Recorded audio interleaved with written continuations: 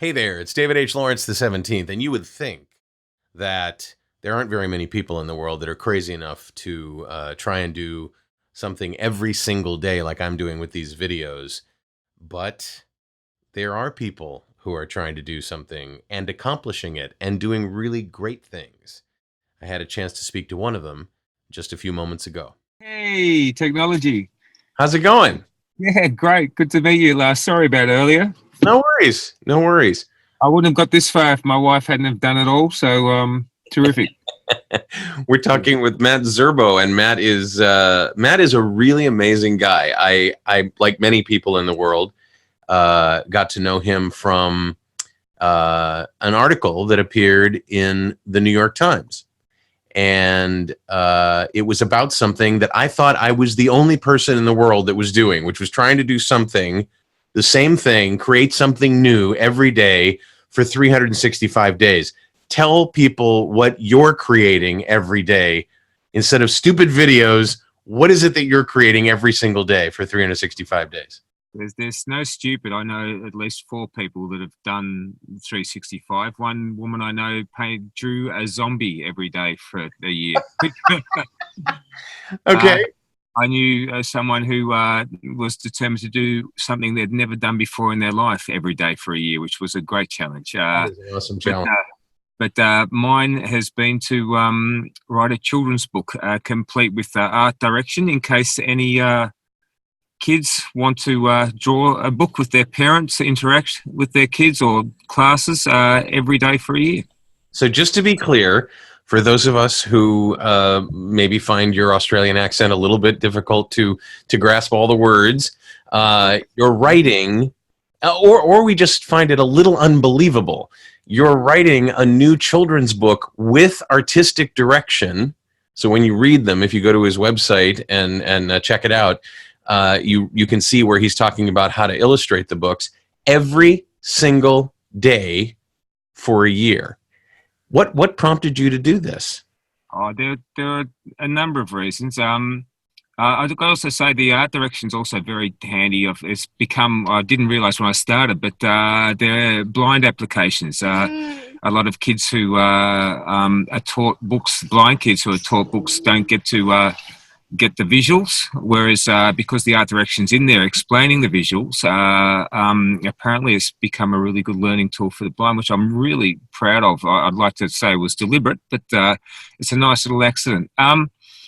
As for what prompted it, look, I'm a shortlisted author in Australia, no mug, and writing's been good to me, and I've got a beautiful baby girl called Cielo, who's... We see her in the back seat, don't we?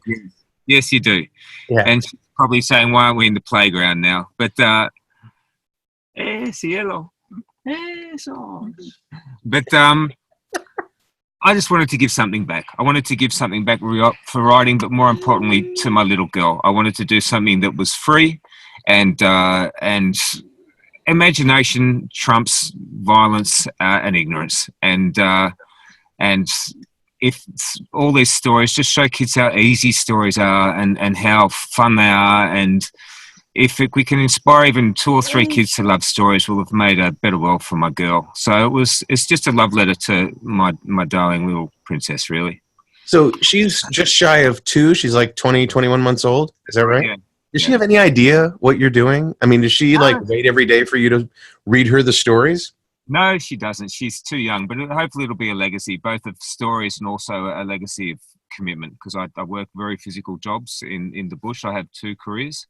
So it's story 339, I think, was last night. Wow. So it's been almost a year since I've had more than 4 or 5 hours sleep at night. That's great. For people that don't know Matt's backstory, he goes out and gets oysters, among other things. Is that correct? Yeah, after 30 years of working in the bush, I wanted and dragging my wife all around the country. My job was be up in the tropics 1 month, in the desert for 6 months, down south in the snow.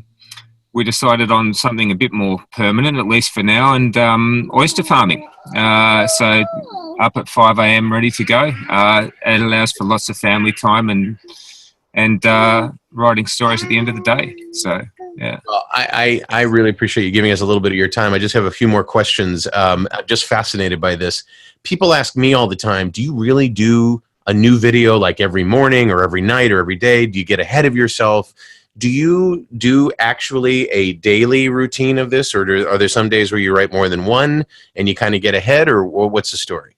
Yeah, no, there's not much routine in our lives, I'm afraid, but no, the challenge was one a day. Sometimes I'm up till 4 a.m. Then got to start work at 5, but that's the challenge. The challenge was one a day. So I work. I still play Australian rules football. Spend time with my wife and child, which is what it's about. There's no point. That's the one time we don't compromise, and the rest is just stubbornness. Yeah. Aussie rules, football rules. I believe so. Yes. Do you have any favorites of the stories that you've written? Have you gone, that is stellar?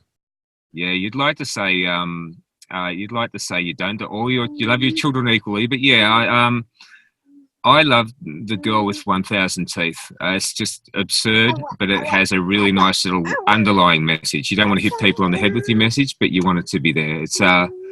It's a boy who has his family tree growing out of the top of his head and finds it very socially awkward because they all scream and shout and tell him what to do, and he has to decide whether to follow them or be his own man, and he falls in love with a girl with 1,000 teeth who is very cute but quite scary when she smiles. Yeah. That's awesome. Have you had any interest from publishers? I know when they did the stories of the New York Times, it was just you weren't doing this to get things published, that you were just doing it to do it. But since you've gotten a bit of notoriety, have you gotten any interest from publishers? Yes, we have. There've been some big names, which is very flattering. Awesome. And it's nice, but as I said, it's not why we're doing it. As you said, it's not why we're doing it. It's we're doing it for a love of stories and for our girl. And if bigger and better things come of that, then terrific. Of course, we'll seize them. Yeah. Well, I'm a storytelling coach, and this just resonates with me like crazy. I have to ask you, please, if you're going to do this, if you're going to go to a publisher, please plan on doing an audiobook version of these stories. That's I'm not thinking beyond finishing these stories, but I hear what you're saying. Audiobooks are great. I can't get my head around beyond writing 365 kids books for now, but audio books we have one done, one of my novels, and magnificent things, and great for her. And here we go, some singing happening in the background. Of course, I love it. Do you think, let me just wrap up with this, because I know you got a day, it's a Sunday there in Australia. I'm very grateful for your interest, very grateful. How do you think you'll feel when you finish up number 365 or 366, whatever you plan on doing? What do you think that moment's going to be like? I know what it's like for me. I'll be annoyed at myself that I could have done a number of stories better. I'll be a little bit frustrated that I should have spent more time on it somehow.